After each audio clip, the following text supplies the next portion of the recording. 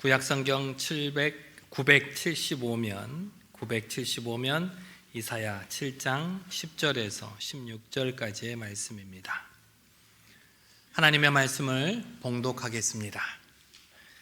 여호와께서 또 아하스에게 말씀하여 이르시되 너는 내 하나님 여호와께 한 징조를 구하되 깊은 데에서든지 높은 데에서든지 구하라 하시니 아하스가 이르되 나는 구하지 아니하겠나이다.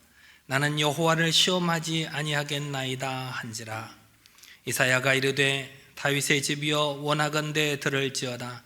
너희가 사람을 괴롭히고서 그것을 작은 일로 여겨 또 나의 하나님을 괴롭히려 하느냐. 그러므로 주께서 친히 징조를 너희에게 주실 것이라. 보라, 처녀가 잉태하여 아들을 낳을 것이요 그의 이름을 임마누엘이라 하리라. 그가 악을 버리며 선을 택할 줄 알 때가 되면 엉긴 젖과 꿀을 먹을 것이라. 대저 이 아이가 악을 버리며 선을 택할 줄 알기 전에 내가 미워하는 두 왕의 땅이 황폐하게 되리라. 아멘. 아멘.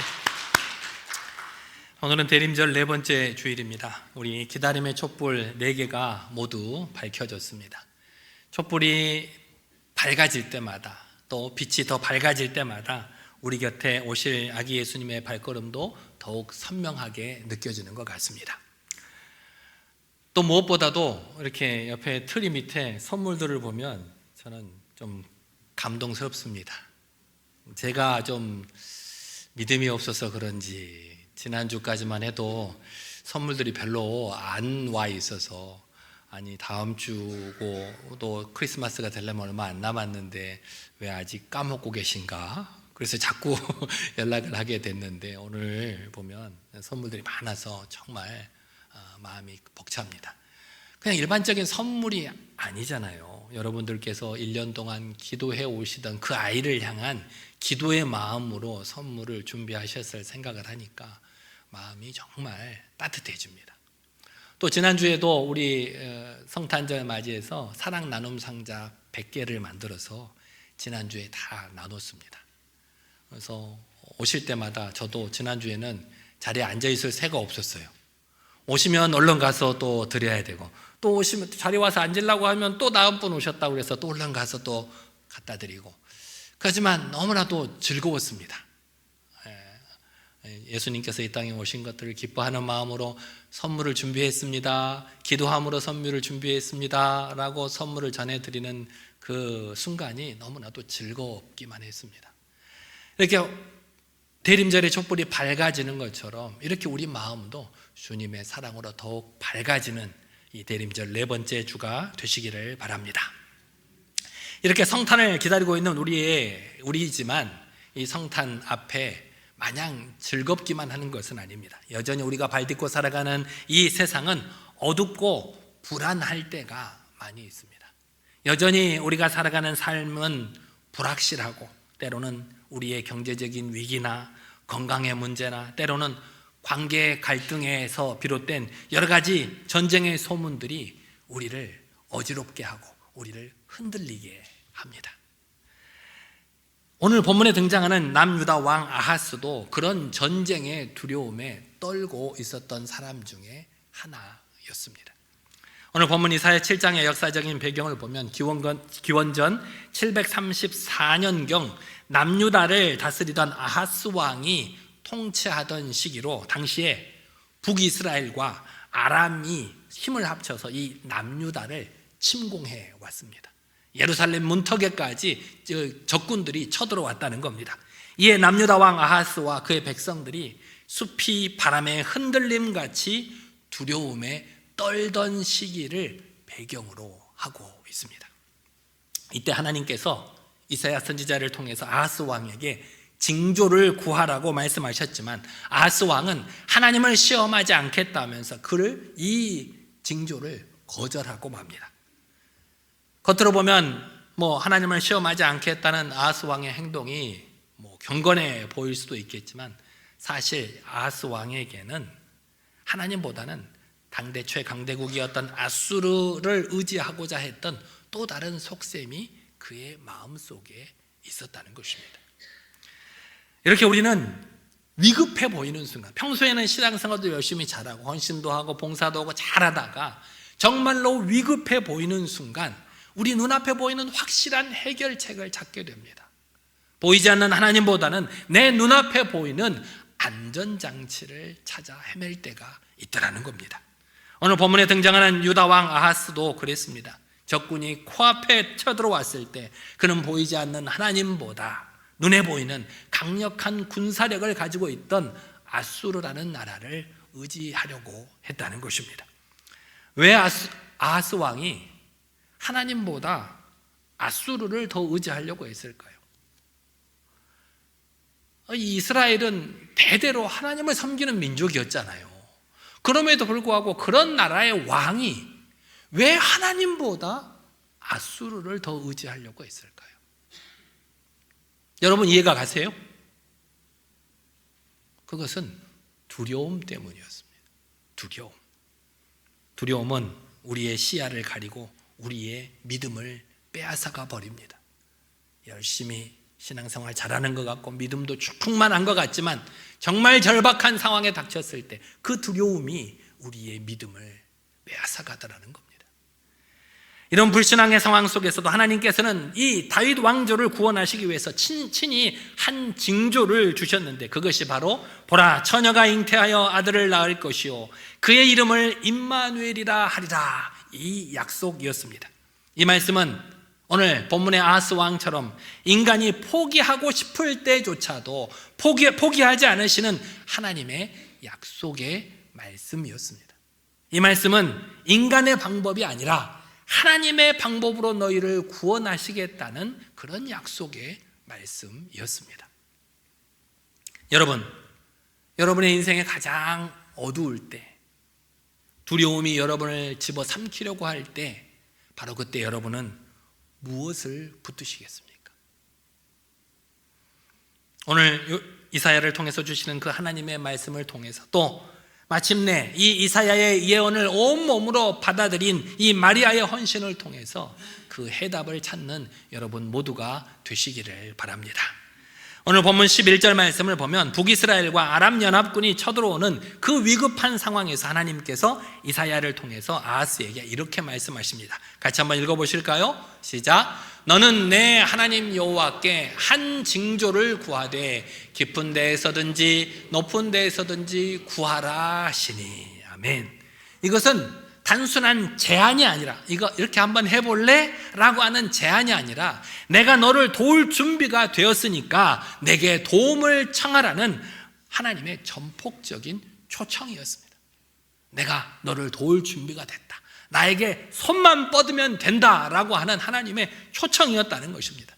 그럼에도 불구하고 아하스 왕은 신명기 말씀을 인용해서 나는 구하지 아니하겠나이다, 나는 여호와를 시험하지 아니하겠나이다 라고 그 하나님의 초청을 거절하고 말았다는 겁니다. 겉으로 보면 아하스 왕의 대답이 얼마나 경건해 보입니까? 하나님을 시험하지 않겠다. 하지만 이것은 가면을 쓴 불신앙의 모습이었습니다. 사실 아하스 왕은 마음속으로 이미 당시 최강대국이었던 아수르와 동맹을 맺기로 작정하고 있었다는 것입니다. 그렇게 작정하고 있는데 이사야 선지자가 하나님께 징조를 구하라고 하니까 하나님께 징조를 구하면 그 아수르와 동맹을 맺지 못할 것이 너무나도 뻔하기 때문에 그 하나님의 징조를 거룩한 척, 내가 하나님을 시험하지 않겠다고 말하면서 거절하고 말았다는 것입니다. 영국의 유명한 작가인 C.S. 루이스가 그의 책에서 이렇게 기록한 것을 본 적이 있습니다. 우리가 하나님께 기도를 덜 하는 이유는 하나님께서 그 기도를 들어주시지 않을까봐 걱정해서가 아니라 하나님께서 정말 그것을 들어주셔서 내 삶에 간섭하실까봐 두려워서다. 이해하시겠어요? 우리가 기도를 덜 하는 이유는 내가 하나님께 기도했을 때 정말 하나님께서 나와 함께 하셔서 내 온 삶을 간섭하실까 봐 두려워서 기도를 열심히 못한다는 거예요. 우리 성도님들과 이렇게 상담을 하거나 또 기도 제목을 여쭈다 보면 우리 주로 60대, 70대 우리 여성분들이 애로를 들을 수가 있습니다. 어떤 게 제일 걱정이나 남편이 말을 안 듣는데요. 남편이 어떨 때 말을 안 들어요. 그러니까 아파도 병원을 안 간다는 거예요. 아파도 아니 물론 어떤 분은 조금만 이상이 생겨도 목사님 저희 남편은 조금만 이상이 기침 콜록 한 번만 해도 금방 병원에 가서 약을 다 갖고 와요. 그렇게 열심히 자기 몸을 잘 관리하는 분도 계시는데 대부분의 어르신들은 아파도 병원을 안 간다는 거예요. 옆에서 지켜보니까 권사님들이 또 집사님들이 얼마나 안타까워요. 분명히 아픈 것 같은데 그래서 병원에 가자고 해도 남편들이 병원에 안 간대요. 이리저리 달래서 데려가기도 하고 그나마 말을 잘 듣는 분은 달래서 데려가죠. 하지만 말을 안 듣는 분은 말을 안 들으니까 말 안 들으면 내가 밥도 안 차려준다고 협박을 해서 의사 앞에 끌어다 앉혀놓는다는 거예요. 이 남편들이 왜 병원에 가는 걸 싫어할까요? 여기 계신 남편들 한번 대답해 보시죠. 여러분 왜 병원에 가기를 싫어하십니까? 저도 무서워하는 게 없는데요. 의사 앞에 가면 조금 수그러드려요. 이번 검사 결과는 어떻게 나왔을까? 의사 선생님 입에서 어떤 얘기가 나올까? 겁이 나요.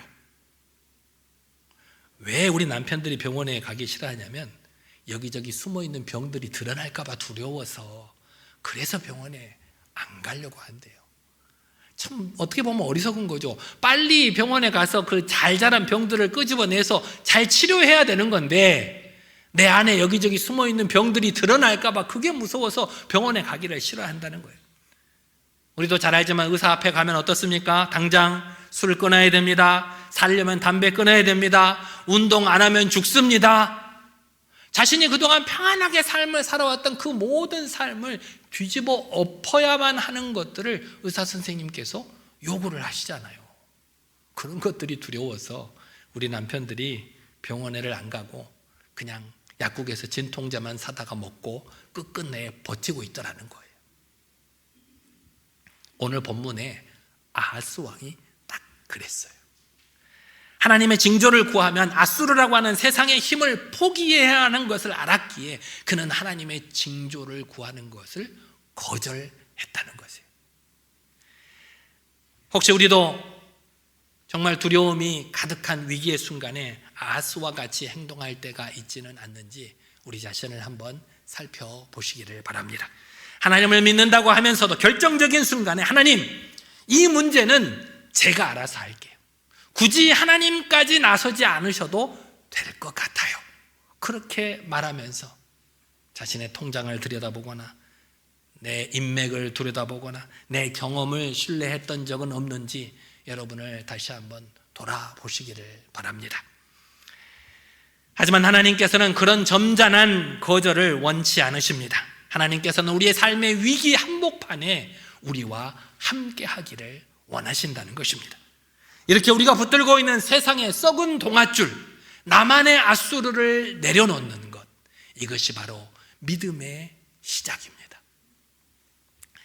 아하스의 거절에도 불구하고 우리 하나님께서는 포기하지 않고 징조를 우리에게 주셨습니다. 본문 14절 말씀 같이 한번 또 읽어보겠습니다. 시작. 그러므로 주께서 친히 징조를 너희에게 주실 것이라. 보라, 처녀가 잉태하여 아들을 낳을 것이요 그의 이름을 임마누엘이라 하리라. 여기서 처녀라고 하는 것은 결혼 정년기에 있는 젊은 여인을 뜻하죠. 또 아들을 주신다라고 했는데 이것은 우리 인간의 능력을 넘어서 오직 하나님의 초월적인 그 개입으로 인해서 이 땅에 오실 메시아를 예표하는 것이 아들입니다. 아하스는 징조를 거부했지만 하나님께서는 일방적으로 주권적으로 징조를 우리에게 주셨습니다. 이것이 바로 은혜입니다. 우리가 때로는 두려움 때문에, 세상적인 두려움 때문에 하나님 오지 않으셔도 돼요, 하나님 제가 기도 안 해도 될 것 같아요 라고 할지 모르지만 하나님께서는 그럼에도 불구하고 여러분의 삶 가운데 개입하신다는 것입니다. 우리에게 약속하신 그 징조가 무엇이었습니까? 군사적인 승리를 말씀하셨습니까? 경제적인 이익을 말씀하셨습니까? 그렇지 않아요. 하나님께서 우리에게 약속하신 것은 하나님이 우리와 함께 하신다라고 하는 그 약속의 말씀이었다는 것입니다. 우리는 종종 여러 가지 문제를 놓고 하나님께 기도를 하죠. 그리고 그 문제의 해결을 하나님께 구합니다. 하나님, 제가 병에 걸렸는데 이 병을 낫게 해주세요. 제가 빚을 좀 많이 졌는데 이 빚을 갚게 해주세요.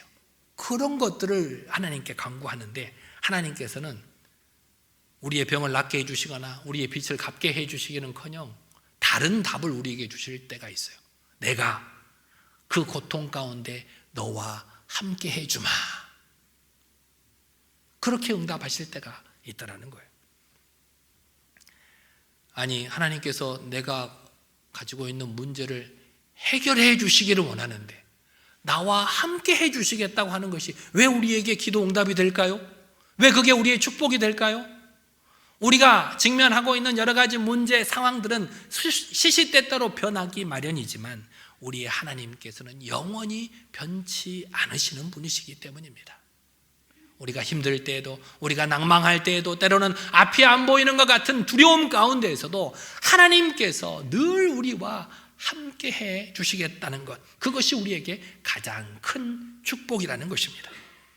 사랑하는 성도 여러분, 여러분이 오늘 겪고 있는 고난의 터널 속에 여러분 혼자가 아니심을 기억하시기 바랍니다. 하나님께서는 우리의 자격과 상관없이, 때로는 우리가 거절할 때도 우리와 함께 하시기를 주장하시는 분이십니다. 저희 아이가 셋인데요, 큰애하고 막내하고 차이가 9년 차이가 나더라고요. 그러니까 거의 한 10년을 애만 키우고 살았어요. 하나 정도 끝날 정도 하면 그 다음 녀석 또 뭐 챙겨야 되고, 어렸을 때, 큰애가 어렸을 때 놀이동산에 이렇게 종종 가곤 했는데 워낙 활달한 애라 제가 데리고 간다기보다는 제가 끌려가는 형편이었습니다. 항상 저보다 먼저 앞에 가서 기다리고 있고 뭔가를 열심히 하려고 하는 모험적인 아이였습니다. 근데 놀이동산에 가보면 이렇게 귀신의 집이라는 데가 있잖아요. 거기를 가보고 싶다는 거예요. 그래서 가봐라. 그래서 뭐 먼저 쪼르르 달려가더라고요. 달려가서 먼저 들어갈 줄 알았더니 입구에서 기다리고 있어요. 그래서 웬일이냐, 너가 나를 기다리고. 그래서 같이 들어가는데 들어가자마자 뭔가 옆에서 바람이 휙 하면서 다리에 뭔가 슥 스치고 지나갔어요. 그러니까 얘가 제 손을 꼭 붙잡아요. 제 손을 붙잡고 다니는 애가 아니거든요. 먼저 달려가는 애인데 제 손을 꼭 붙잡아요. 제가 속으로 네가 무섭기는 한 모양이구나. 어린아이가 캄캄한 길을 걸을 때, 무서워서 떨고 있을 때 무엇이 가장 큰 위로가 될까요? 그 어딘지 모를 아이에게 야, 너 길을 잘 찾아가라 지도를 줄 수도 있죠. 깜깜한 밤을 걸어가는 아이에게 환하게 네 앞길을 밝히라고 손전등을 줄 수도 있어요. 그것이 그 아이에게 도움이 될 수는 있을지 모르겠지만 가장 완벽한 해결책은 아빠가 아이의 손을 꼭 붙잡고 아빠가 여기 있다, 걱정하지 마라 라고 하는 위로의 말 아니겠습니까? 이처럼 하나님께서 우리에게 주시는 해결책은 어떤 문제를 해결할 수 있는 방법이나 그 문제를 잘 극복할 수 있는 전략을 주신 게 아니라 하나님 자신을 우리에게 주셨다는 것입니다.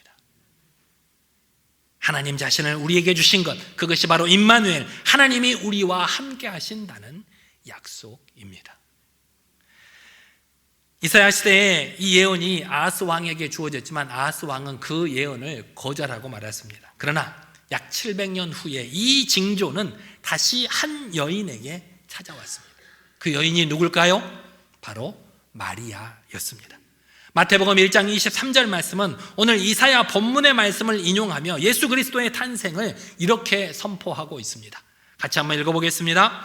보라, 처녀가 잉태하여 아들을 낳을 것이요 그의 이름은 임마누엘이라 하리라 하셨으니 이를 번역한즉 하나님이 우리와 함께 계시다 함이라. 당시 율법으로 보면 처녀가 아이를 잉태한다는 것은 돌에 맞아 죽을 그런 일이었습니다. 그런 일들이 알려지면 인생이 끝나는 거예요. 그날로.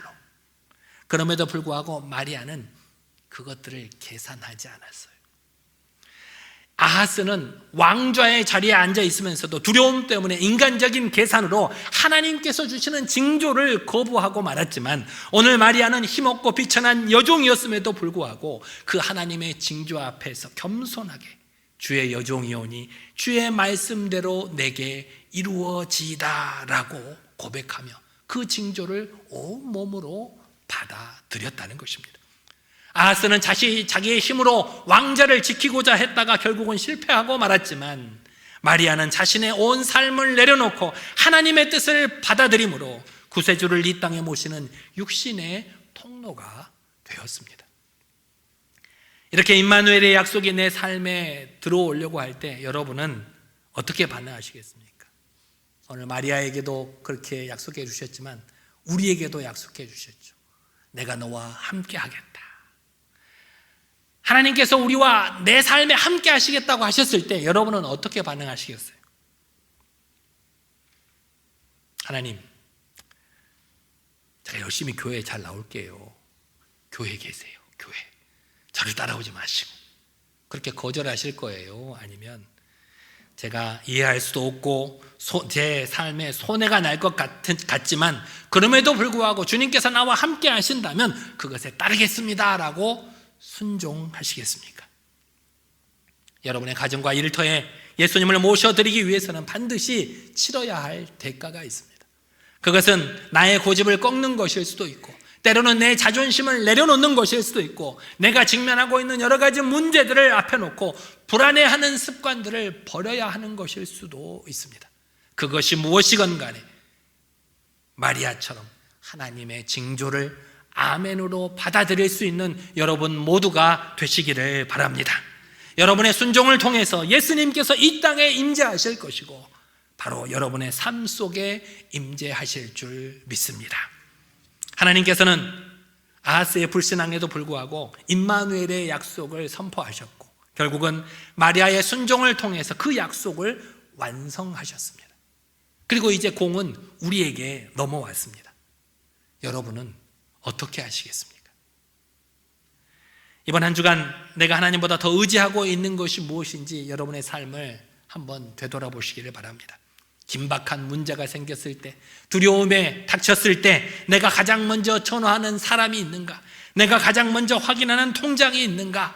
그것이 바로 여러분의 앗수르일 수 있습니다. 이 앗수르를 향한 마음을 멈추고 가장 먼저 하나님께 무릎 꿇는 여러분 모두가 되시기를 바랍니다. 그래서 이번 대림절 기간 동안 우리가 아침에 고요한 시간, 나만의 시간을 가져보자고 계속 얘기를 하고 있죠. 그것이 화장실이라도 상관없어요. 어디든지 고요한 첫 시간, 하나님, 내 마음에 하나님을 모실 수 있도록 도와주십시오. 그때 주님, 오늘 하루도 내가 주님만을 의지할 수 있도록 인도해 달라고 기도하는 여러분이 되시기를 바랍니다. 그렇게 하루를 시작하시고 또 그 하루를 마칠 때 하나님께서 오늘 하루 나와 어떻게 함께 해 주셨는지를 다시 한번 생각하고 기록해 보셨으면 좋겠어요. 오늘 하루의 삶을 돌아보면 우연처럼 보였던 도움이 있을 수도 있고, 때로는 뜻밖의 위로가 있을 수도 있고, 또 찰나의 평안이 있을 수도 있어요. 그 작은 것들을 여러분 어느 곳인가 잠깐 기록해 보시기를 바랍니다.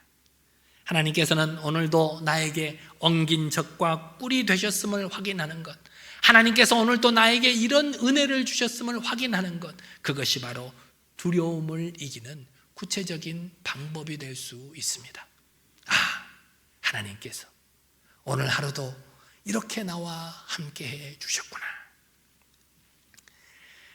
오늘 우리는 이사야의 예언을 통해서 두려움 때문에 하나님을 밀어낸 아하스 왕과 두려움 속에서도 말씀이 그대로 이루어지기를 소망했던 마리아를 살펴볼 수 있었습니다. 오늘 하나님께서 우리에게도 이렇게 묻고 계십니다. 너는 징조를 구하겠느냐? 너는 징조를 구하겠느냐?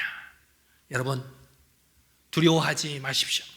우리 하나님께서는 저 하늘 높은 곳에만 계신 하나님이 아니라 우리가 살아가는 이 낮고 천한 이 땅에 연약한 아기의 모습으로 우리를 만나러 오신 분이십니다. 지금 우리가 처한 상황이 아무리 어둡고 험할지라도, 바람에 흔들리는 숲과 같을지라도 주님께서 그곳에 우리와 함께하고 계심을 잊지 않는 여러분이 되시기를 바랍니다. 아하스의 불신앙을 버리고 마리아의 순종을 선택하는 여러분 되시기를 바랍니다. 대림절 네 번째 주, 주님, 제 삶에 임재하여 주시옵소서. 주님께서 함께 하시면 그것만으로 충분합니다. 이렇게 고백하는 저와 여러분 모두가 되시기를 바랍니다. 기도하겠습니다. 하나님을 믿는다 하면서도 세상의 힘을 더 의지하려 했던 저를 회개하오니 용서하여 주시옵소서. 주님의 말씀에 온전히 순종하지 못했음을 회개하오니 용서하여 주옵소서. 이제는 임마누엘의 약속을 믿고 의지함으로 세상 속에서 승리하는 삶을 살아낼 수 있도록 해달라고 이 시간 간절히 한 목소리로 기도하겠습니다. 능력이 하나님 아버지, 어리석고 부족한 우리들 하나님의 거룩하신 말씀으로 깨우쳐 주심에 감사를 드립니다. 아버지 하나님, 혹시 세상의 두려움 때문에 하나님의 도움의 손길을 뿌리치고 있지는 않는지 아버지, 우리의 삶을 돌아볼 수 있도록 도와주시옵소서. 아버지 하나님, 주님께서 저 하늘 높은 곳에만 계시는 분이 아니라 우리와 함께 하시기 위해 이 낮고 천한 이 땅에 아기의 모습으로 오셨음을 우리가 다시 한번 깨닫게 하시고 주님만을 의지하는 저희들이 될 수 있도록 도와주시옵소서. 아버지 하나님을 믿는다 하면서도 세상의 힘을 더 의지하려고 했던 나의 어리석음을 회개하오니 용서하여 주시옵소서. 주님이 말씀하셨음에도 불구하고 그 말씀에 온전히 순종하지 못하고 세상의 일을 찾으려 했던 아버지, 우리의 부족함을 용서하여 주시옵소서. 이제는 임마누엘의 약속을 믿고 의지함으로 세상 속에서도 승리하는 삶을 살아갈 수 있도록 우리를 인도하여 주시옵소서. 주님, 우리와 함께 하시겠다고 하셨사오니 함께 하시는 주님을 온몸으로 온 마음으로 맞아들일 수 있도록 인도하여 주시옵소서. 주님께서 함께하여 주실 줄 믿사옵나이다. 사랑과 은혜가 풍성하신 하나님 아버지, 인생의 거친 바람 앞에서 두려워 떨며 하나님보다 세상의 힘을 더 의지하려 했던 저희의 연약함을 고백하오니 용서하여 주시옵소서. 아하스처럼 겉으로 믿는 척하면서도 속으로는 끊임없이 다른 대안을 찾았던 저희를 용서하여 주시옵소서. 그럼에도 불구하고 우리를 포기하지 않으시고 임마누엘 예수 그리스도를 보내주신 그 크신 사랑에 감사를 드리며 마리아처럼 주님의 말씀 앞에서 온전히 순종하며 우리의 삶에 찾아오신 임마누엘 예수님을 믿음으로 받아들일 수 있도록 인도하여 주옵소서. 이제 삶의 현장으로 돌아가는 우리의 성도들의 마음속에 하나님께서 우리와 함께 하신다는 이 진리가 마음 깊이 새겨지게 하시고 눈앞의 현실이 어두울지라도 주님께서 함께 하시기에 넉넉히 이길 수 있음을 믿고 어둡고 험한 저 세상 속에서도 하나님의 거룩한 자녀답게 승리하는 삶을 살아가게 인도하여 주옵소서. 우리와 영원히 함께 하시는 예수 그리스도의 이름으로 기도드리옵나이다. 아멘.